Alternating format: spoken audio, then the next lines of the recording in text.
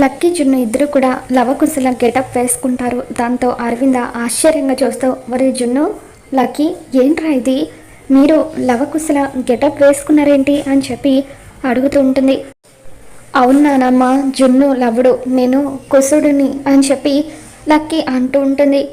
అయితే మీకు సీతారాముల కథ తెలుసన్నమాట అని చెప్పి జయదేవ్ అంటూ ఉంటాడు. అప్పుడు జున్ను, తెలుసు తాతయ్య, సీతమ్మ తల్లికి రామయ్య తండ్రి అంటే ఎంతో ప్రాణం.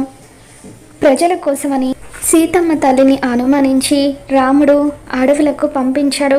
అక్కడే సీతమ్మ తల్లికి లవకుశలు పుట్టారు. కానీ పాపం ఆ విషయం రాముడికి తెలీదు అని చెప్పి జున్ను కథ చెబుతూ ఉంటే అప్పుడు మిత్ర అలాగే చూస్తూ ఉంటాడు.